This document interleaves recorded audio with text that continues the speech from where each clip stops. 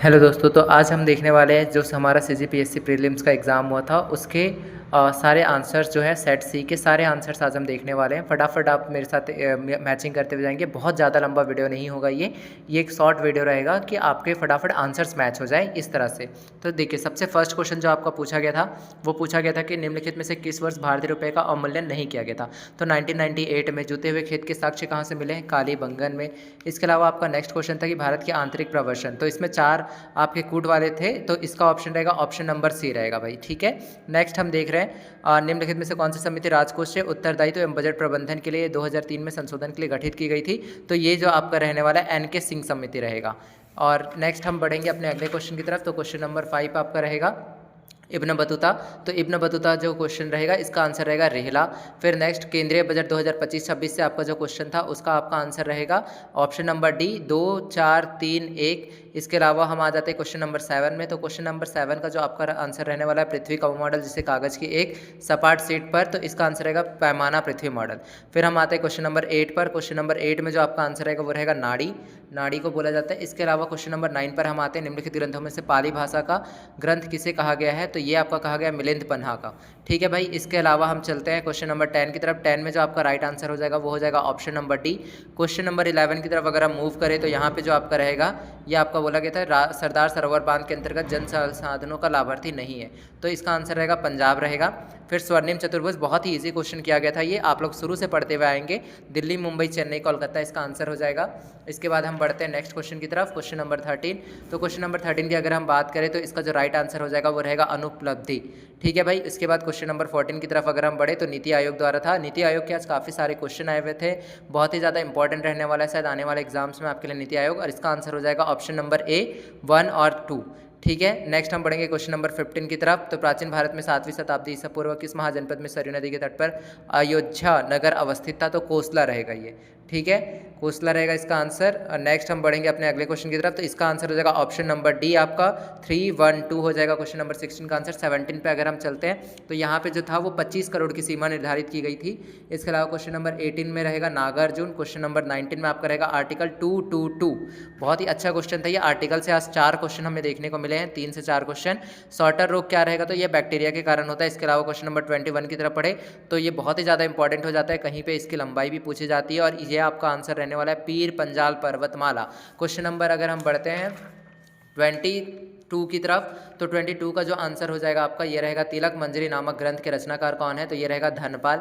मैं बहुत ही ज़्यादा टाइम वेस्ट नहीं लेते हुए, आपका टाइम वेस्ट ना करते हुए फटाफट बस आपको ये बता रहा हूँ कि कौन कौन से क्वेश्चन का कौन कौन सा आंसर है। क्वेश्चन नंबर 23 की अगर हम बात करें तो यहाँ पे आपका रहेगा कि भारत की सौर ऊर्जा क्षमता के संदर्भ में निम्नलिखित कथनों पर विचार करें। तो केवल कथन 2 सही होगा कि सिक्किम में सबसे कम सौर ऊर्जा है, बस केवल कथन 2 ही यहाँ पे सही रह जाएगा। बाकी अगर हम बात करें क्वेश्चन नंबर 24 की, तो इलेक्ट्रोस्टैटिक बल, फैक्ट्री चिमनी वाले के बारे में ये क्वेश्चन था, इलेक्ट्रोस्टैटिक बल हो जाएगा। इसके अलावा ऋग्वैदिक कालीन देवताओं के 3 वर्गों में विभक्त किया गया, निम्नलिखित में से कौन सा देवता पूर्णतः पृथ्वी वर्ग से संबंधित नहीं था? तो प्रजापति इसका आंसर हो जाएगा। इसके अलावा हम बढ़ेंगे क्वेश्चन नंबर 26 की तरफ। तो क्वेश्चन नंबर 26 में जो हमारा राइट ये हो जाएगा आपका ऑप्शन नंबर बी आपका बहुत ही करेक्ट रहेगा। इसके अलावा हम बड़े क्वेश्चन नंबर 27 की तरफ। तो यहाँ पे आपका आंसर जो रहने वाला है भारतीय संविधान निम्नलिखित में से किस अनुच्छेद के प्रावधान के अंतर्गत पीठासीन अधिकारी किसी भी सदस्य को अपनी मातृभाषा में सदन को संबोधित करने की अनुमति दे सकता है? आर्टिकल 120, बहुत ही इंपॉर्टेंट रहने वाला है आर्टिकल 120। तो अभी आप यहाँ पे देख लेंगे। क्वेश्चन नंबर 28 की तरफ हम बढ़े तो सबसे पहले जो शास्त्रीय भाषा के रूप में मान्यता प्रदान की गई थी वो की गई थी तमिल को। इसके अलावा कौन सा दर्शन नास्तिक को नहीं कहा जाता है? तो न्याय को नास्तिक नहीं कहा जाता है। फिर हम बढ़ेंगे अपने क्वेश्चन नंबर 30 की तरफ। क्वेश्चन नंबर 30 आपका यहाँ पे क्वेश्चन है कि निम्नलिखित में सामाजिक धार्मिक संगठनों को उनके स्थापना वर्ष के आधार पर सही कालानुक्रम में व्यवस्थित कीजिए। मैंने सभी का स्थापना वर्ष भी लिख दिया है, आप देख सकते हैं कि ऑप्शन नंबर सी हो जाएगा इसका आंसर। और आत्मीय सभा 1815, साधारण ब्रह्म समाज 1878, दक्षिण भारत का ब्रह्म समाज 1864 और ब्रह्म समाज 1828। तो इस तरह से इसका आंसर जो होगा ऑप्शन नंबर डी रहेगा भाई। ठीक है, चलिए क्वेश्चन नंबर 31 की तरफ हम बढ़ेंगे जल्दी से। तो जो 31 का आंसर हो जाएगा वो ये हो जाएगा कि बैग द्वारा लगाया गया दबाव कम हो जाता है। ठीक है भाई, इसके अलावा हम बढ़ेंगे 32 में। तो मैंने यहाँ पे लिख दिया आपको कि प्रोजेक्ट बाघ 1973, प्रोजेक्ट हाथी 1992, प्रोजेक्ट शेर 2019 और प्रोजेक्ट चीता 2022। इसके हिसाब से जो आपका सही रहने वाला है वो रहने वाला है ऑप्शन बी। तो आप इसको भी एक बार मैच कर लेंगे। ऑप्शन बी नहीं भाई, 4 इसमें जो आपका सही ऑप्शन रहेगा ये रहेगा 4, 3 और उसके बाद फिर 2 और फिर 1, तो ऑप्शन नंबर डी आपका सही हो जाएगा। ठीक है, चलिए 33 की तरफ हम मूव करेंगे। क्वेश्चन नंबर 33 की भारत की नदियों तथा उनकी सहायक नदियों के संदर्भ में सोचिए 1 को 2 से सम्मिलित कीजिए। तो इसका जो राइट आंसर हो जाएगा, आपको बहुत ही अच्छे से पता होगा कि गंगा की सहायक नदी कोसी होती है। ठीक है, तो ऑप्शन नंबर डी इसका बिल्कुल सही हो जाएगा। इसके अलावा 34 की तरफ अगर हम बढ़े तो किसी वित्तीय वर्ष में बजट के व्यय के योजनाबद्ध और गैर योजनाबद्ध वर्गीकरण को समाप्त कर दिया गया था। 2017-18 वो वर्ष था जब समाप्त कर दिया गया था। विजयनगर साम्राज्य के किस शासक ने तुंगभद्रा नदी पर बांध तथा नहरों का निर्माण किया था? तो यह आपका रहेगा देवराय प्रथम। निम्नलिखित में से कौन सा तत्व एक उपधातु है? तो सिलिकॉन क्या आपका एक उपधातु है। इसके अलावा हम बढ़ेंगे क्वेश्चन नंबर 37 की तरफ। क्वेश्चन नंबर 37 आपका क्या बोल रहा है कि निम्नलिखित में से किस क्षेत्र में शांति विधेयक? तो ये रहेगा परमाणु ऊर्जा क्षेत्र। क्वेश्चन नंबर 38 की अगर हम बात करें तो ये आपका रहेगा ऑप्शन नंबर बी, केवल 3 और 4 पढ़ लीजिएगा, वर्नाक्युलर प्रेस एक्ट से रिलेटेड ये क्वेश्चन था। नेक्स्ट हम बढ़ेंगे क्वेश्चन नंबर 39 की तरफ। मैं बोला कि ज़्यादा टाइम ना लेते हुए हम फटाफट आंसर करने वाले हैं। क्वेश्चन नंबर 39 का जो आंसर रहेगा वो उपयुक्त सभी रहेगा इसमें। ठीक है, 2025 से बहुत सारे क्वेश्चन आए हुए थे और 2025 करंट अफेयर्स एक तरह से बोल सकते हैं आप उसको, चाहे स्टेट का हो चाहे सेंट्रल का हो। मुख्य निर्वाचन आयुक्त एवं अन्य निर्वाचन आयुक्त नियुक्ति, सेवा शर्त और पदावधि के बारे में क्वेश्चन था। तो भारत के मुख्य न्यायाधीश, बी ऑप्शन सही हो जाएगा इसका। क्वेश्चन नंबर 41 की हम बात करें तो विश्व पर्यावरण दिवस 2025 का विषय क्या था? तो ये था आपका ऑप्शन नंबर डी, परिस्थितिक तंत्र की बहाली। परिस्थितिक तंत्र की जो बहाली है ये इसका बिल्कुल सही आंसर हो जाएगा। क्वेश्चन नंबर 42 की तरफ हम फिर बढ़ेंगे। तो क्वेश्चन नंबर 42 था किस कालखंड की कला को प्रधान केंद्र खजुराहो था? तो ये आपका हो जाएगा चंदेल काल। भाई मिलाते हुए चलेंगे मेरे साथ, कौन सा हो जाएगा आपका सही आंसर? तो इसका जो सही आंसर हो जाएगा आपका, ये आपका रहेगा चंदेल काल।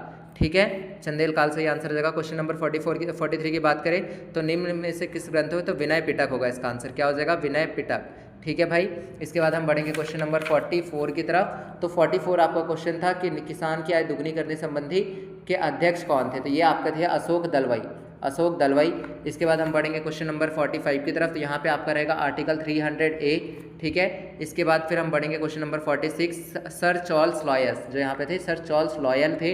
इसके बाद हम नेक्स्ट क्वेश्चन की तरफ मूव करें। क्वेश्चन नंबर 47, वो कौन से 2 प्राचीन ग्रंथ हैं जिन्हें 2025 में यूनेस्को के विश्व स्मृति रजिस्टर में अंकित किया गया है? तो भागवत गीता एवं नाट्य शास्त्र। तो इसका आंसर हो जाएगा भागवत गीता एवं नाट्य शास्त्र।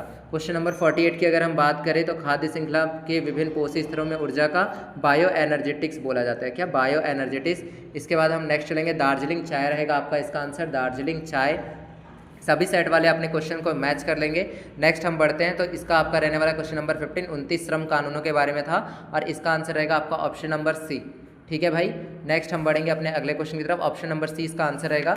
नेक्स्ट क्वेश्चन नंबर 51 की अगर हम बात करें तो यहाँ पे जो आपका सही आंसर हो जाएगा ये आपका हो जाएगा 1 और 2 दोनों। ऑप्शन नंबर ए आपका बिल्कुल सही होने वाला है, 1 और 2 दोनों। क्वेश्चन नंबर अगर हम 52 की बात करें तो बस्तर इसका सही आंसर रहेगा, बस्तर सही आंसर हो जाएगा आपका। बेगार प्रथा के खिलाफ छत्तीसगढ़ की किस रियासत में प्रथम बगावत हुई? तो आपका बस्तर रहेगा। इसके अलावा 53 की हम बात करें तो छत्तीसगढ़ राज्य की वर्तमान सिंचाई क्षमता के संदर्भ में कौन से तथ्य सही है? तो इसका जो आपका राइट आंसर रहेगा वो रहेगा option number B. Option number B बिल्कुल राइट हो जाएगा आपका यहाँ पे। फिर हम बात करें क्वेश्चन नंबर 54 की, तो 54 में निम्न में से कौन सी जनजाति आत्मा में विश्वास किया जाता है? तो उपयुक्त सभी, सारी की सारी जनजाति आत्मा में विश्वास करती है। इसके अलावा हम देखेंगे नेक्स्ट क्वेश्चन हमारा छत्तीसगढ़ के ऊपर क्वेश्चन चल रहे हैं। छत्तीसगढ़ के दंडकारण्य क्षेत्र में कृषि से संबंधित क्वेश्चन है और इसमें रहेगा केवल 1 और 4 आपका। ठीक है भाई, नेक्स्ट हम बढ़ेंगे तो भारत के संविधान में नगर पंचायत का उल्लेख है, भाग 9A में उल्लेख किया गया है नगर पंचायत का।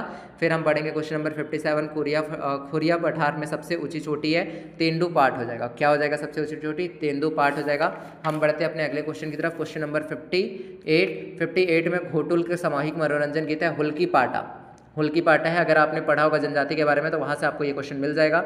नेक्स्ट आपका क्वेश्चन है साल वनों के ऊपर और इसका आंसर रहेगा उपयुक्त सभी। भाई उपयुक्त सभी रहने वाला है। नेक्स्ट क्वेश्चन नंबर 60 का आंसर रहेगा गरियाबंद, जसपुर और बीजापुर। आपको गार्नेट के बारे में पूछा गया है और इसका आंसर रहेगा आपका गरियाबंद, जसपुर और Bijapur, option number A. Question number 61 की बात करें तो छत्तीसगढ़ में बिहाई किसका एक प्रकार है? तो बिहाई जो है आपका लोकगीतों का एक प्रकार है, लोकगीतों का एक प्रकार रहेगा ये। ठीक है, चलिए भाई आगे बढ़े अपने अगले क्वेश्चन की तरफ। नेक्स्ट क्वेश्चन नंबर 62, 1918 में हुए उराव बगावत के समय सरगुजा रियासत के शासक कौन थे? तो रामानुज रामानुज शरण थे। 63 की अगर हम बात करें तो दोरला जनजाति रहेगा। आवास से संबंधित निम्न में से किस जनजाति से संबंधित है, तो दोरला जनजाति। इसके अलावा हम नेक्स्ट क्वेश्चन की बात करें तो छत्तीसगढ़ राज्य में ग्राम पंचायत का वार्डों में विभाजन किया जाता है। ये आपका किया जाता है कलेक्टर के द्वारा, जो जिले का कलेक्टर होता है वो इसका विभाजन करता है। फिर हम अगले क्वेश्चन की तरफ अगर हम मूव करें तो नेक्स्ट क्वेश्चन आपको बोल रहा है कि खारून नदी से संबंधित निम्नलिखित में से कौन सा कथन सही है। ठीक है, तो इसका आंसर रहेगा उपयुक्त सभी। भाई सभी के सभी कथन सही है। नेक्स्ट हम मूव करते हैं क्वेश्चन नंबर 66 की तरफ। तो 66 आपका बहुत ही इजी क्वेश्चन था कि आपको यही पूछा गया था कि राज्य के ग्राम पंचायत के संगठन को निर्देश देता है, आर्टिकल 40 रहने वाला है। इसके बाद हम क्वेश्चन नंबर 67 की बात करें तो 67 में आपका ऑप्शन नंबर बी रहेगा। आप मैच कर लेंगे अपने क्वेश्चन को, ऑप्शन नंबर बी रहेगा। इसके बाद हम 68 की बात करें तो साल उराव जनजाति सरोल त्यौहार कब मनाया जाता है, तो ये मनाया जाता है साल वृक्ष में फूल के आने पर। अगला हम बात करें वीवी गिरी, जो कि गांधी जी के साथ आए हुए थे, किस समय राजनांदगांव आए थे, तो प्रथम मिल मजदूर आंदोलन के समय आए हुए थे। Question number 70। भाई इसका जो आंसर हो जाएगा देख लेंगे आप, छत्तीसगढ़ में स्कूली शिक्षा के बारे में क्वेश्चन किया गया है, सभी सही है और व्याख्या करता है, ये हो जाएगा।